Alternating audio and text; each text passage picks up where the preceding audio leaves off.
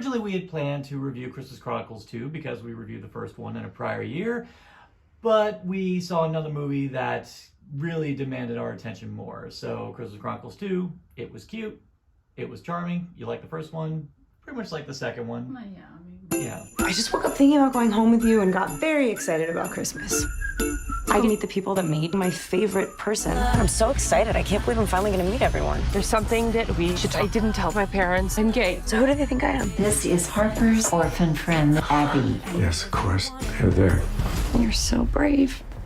Have they ever met a lesbian? I'm scared that if I tell them who I really am, I will lose them. Do you know how painful it's been to watch the person that I love hide me? I am not hiding you. I am hiding me. Everybody's story is different. Just because Harper isn't ready doesn't mean she doesn't love you. Another film had been making the waves for this Christmas season that definitely demanded our attention, and it was directed by Clea Duvall. Buffy fans would remember her as the Invisible Girl from that episode in season 1. She was also in Ghost of Mars. This is her second directorial effort, and this one is a much more personal story. The film in question is called Happiest Season. The basic plot is it's kind of the bringing someone home to your family, only the whole basis is that the main leads are a lesbian couple, and she is not out to her parents. And unfortunately is bringing her girlfriend home for the holidays as a roommate. So all types of shenanigans, the classic literally seeing people in a closet because they've been put in the closet. What are you doing in the closet? Having to hide who she is because completely hidden from the family. It could be taken super dramatically or over the almost offensively comedic. It does neither. It actually balances it perfectly to a point that it's genuinely a wonderful film. The film actually kind of toys with your expectations as to what it is. In fact, when we first meet the parents, I made an observation about one little aspect about the production design, because the father is actually vying for political office. I believe he's a town councilman, now he's running for mayor. I did notice one of his campaign stickers in the background The format looked a little had kind of an oddly familiar color scheme and letter arrangement. Yeah, and he pointed it out, and I was like, oh no, are we? It like, doesn't actually go that route. No. Though. I mean, you can tell the family's conservative as hell, but not in the, that kind of conservative where it's almost to a point of hateful. Yeah. Absolutely not. You think you're going to get a Hallmark film, but LGBTQ themed, pretty much. Yeah, I don't even think those exist. Yeah, I don't think they even exist. I wouldn't. After this movie, hopefully Hallmark will go like, damn it, they did it better than we ever could, which ain't saying much. Thanks. It ain't much at all. Black Christmas was more loving than... Now, the film stars Kristen Stewart and Mackenzie Davis. It has Mary Steenburgen, Victor Garber, friggin' Allison Brie, Elsa Dan Levy, who we need to start watching Schitt's Creek. We sorry, we hear it's great, but now we will. He was really great on Hot Ones. Yes, he was. We love his dad. We do love his dad. If you hate his dad, you hate comedy. The main thing about the film, though, about how it balances the comedy and the awkwardness and the drama, it definitely sounds like a personal story, and it is the director's personal story, or at least some experiences from her life, and I'm sure people she's known. So it never feels fake. It feels very natural. Like you could see this in even the situations of the family and how they act. Even if you were not in a lesbian relationship or bringing someone home, you could actually go, that's my family. I was glad I wasn't in that house because how many times I screamed "fuck you" to the mom. Yeah, we actually had. And I felt bad afterwards, but sometimes she said stuff out. I'm like, Abby, congratulations, because I would have told that woman, fuck you, in her face. Yeah, Abby has a patience of a saint to put up with half the shit that Tipper, Mary Steenburgen, the mother, has. The things she says, and she says it in such a stream of consciousness and so naturalistically. Yeah, she doesn't have a filter. So Yeah. she just says anything, and it's not in the funny, silly way like Sophia in the Golden Girls, where she says she had a stroke, and it will just say random things at you, and it's you just gotta take it. It's more of a so clueless that you just said that to a human being. Like, do you hear yourself? Whereas Kristen Stewart's character, Abby, has to take the brunt of all of it. No one is helping her out. Even her girlfriend, she's playing the part. She's playing the perfect daughter, and this is my friend, and oh, look, they brought in my ex-boyfriend to say hi. Hi! Yeah, and the thing is, all these could be awkward, and they are, but they're not in the awkward sense that you're used to. They're in a very normal awkward way. It's kind of more frustrating because you're feeling for poor Abby. So well, beyond that, it's about the fact that shit needs to get said. When the truth finally does, as you could probably expect, the truth does come out. It almost comes like a sense of relief. I mean, granted, it explodes at probably the worst time in the worst way, but afterwards, all the characters involved actually sit down and actually have to think and reflect, not just on the people who have dropped the truth, but on themselves as they react to the truth. I'll say how people react to things and their responses, their choices, is not expected. Like, it's so real, but you cannot predict exactly how the story will go. Like, you can guess a few things, and there are some tropey bits, but it genuinely just has the heart to keep going. The relationship of Harper and Abby is a realistic one. It's not perfect. It is not dramatic or, overly like stereotypical. No, they have a relationship. And Abby's learning things about Harper she didn't know. She's learning about how her past that she maybe wasn't as aware of because Harper's very much still in the closet. And it's just an interesting, they connect in a way, and I think through all the stress that they go through, they do connect even more so. It's almost like a trial by fire, like the real ultimate test for the relationship. It's the ultimate test, How often is meeting the parents the ultimate test? For anyone, it is a really difficult situation, especially when you are drastically different than the parental figure that you're meeting. That's when it gets extremely uncomfortable. I will say also the shocking thing was the father. He could have been played so stereotypically. He was really likable. Like, he actually talks to her, and he's like interested in what she's talking about. And I'm like, oh, this is nice. They're connecting. Even Harper gets excited about it, and I'm like, that's not normally what you see. Normally, he's like, no offense, but like Robert De Niro from Meet the Parents. He's like the scary figure that you're talking about milking cats around, and that's not what you get. You actually get like a normal dad that you can totally see this is her father, but she also. Harper wants to impress him and do things to make his life better and help him. And it's like, you can see that there's a little bit of a toxicity in the family where they're all about image, but it's to help each other in a weird way. Like, they want to benefit each other, but they don't realize they're just kind of hurting themselves. It's so focused on that core secret with Harper that you never take into account that every other person in the family might have something that they want to get off their chest too, especially Alison Brie's character of the sister that Harper has a really tense relationship with. And you find out that because Harper had all these dark secrets and she was trying to keep it, just ends up exploding because finally truth is coming out, and because all these truths come out, everyone feels the need.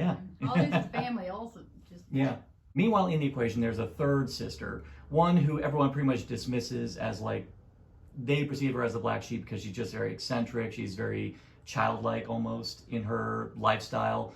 They just kind of put all the pressure on their two elder daughters that they just kind of brush off the third one. She first showed up, I was like, oh, you're going to be annoying. Like, she was kind of like in that childlike way annoying. I hate the concept of man-child. Like, y'all love Elf. I can't stand it because I can't stand how childlike he is to the point of it's almost annoying. Even female-centric ones. But she was very childlike, but as the film progressed, you enjoyed her more. You actually understood why she was kind of this way, and it became easier and easier to accept.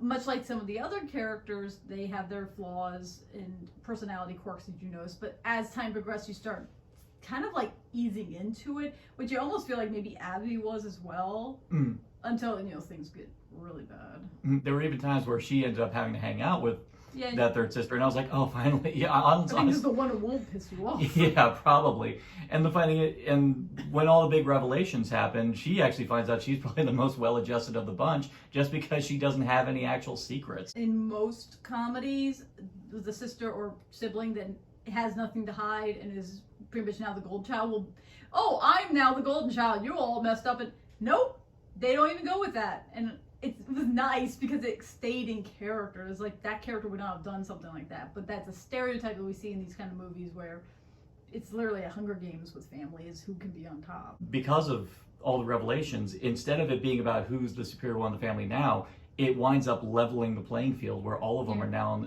on the same point. And even better, the thing I dig is that it doesn't lie to you saying that everything would be great if everyone did this. The great thing about John, Dan Levy's character, he confides in Abby saying, listen, when I told the truth, it didn't go that well for me, but I'm glad I did because it was something that needed to be said.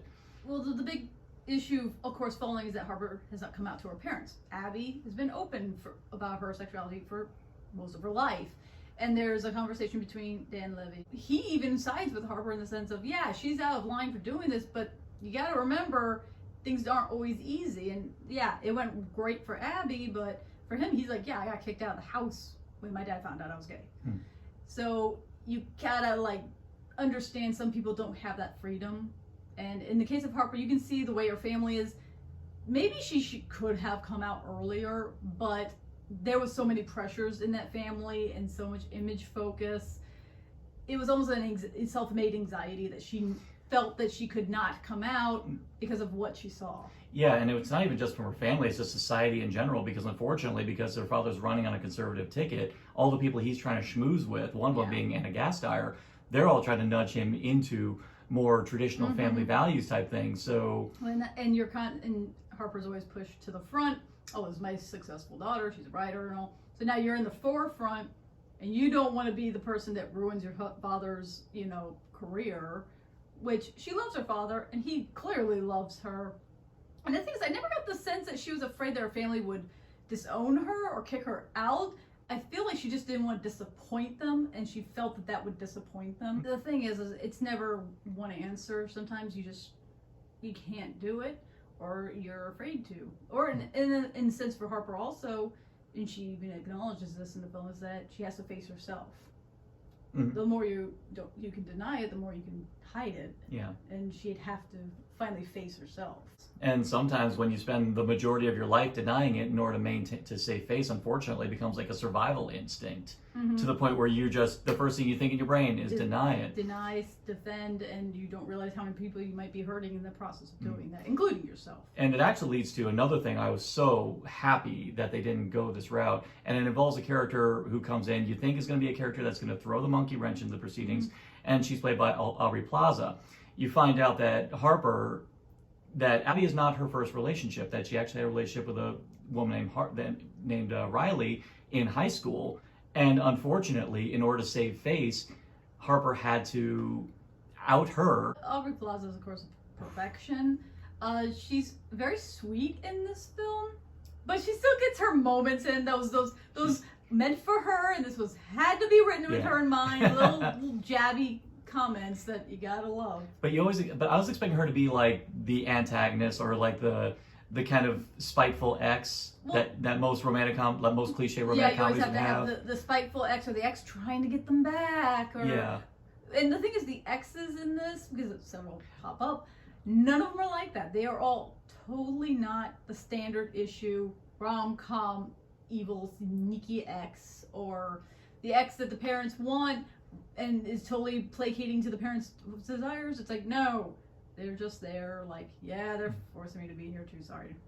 Harper also has the beard relationship she had, where she dated a guy that her parents really liked, and of course that didn't go well. He keeps coming back, and you keep thinking he's going to be like that stereotypical guy who wants to.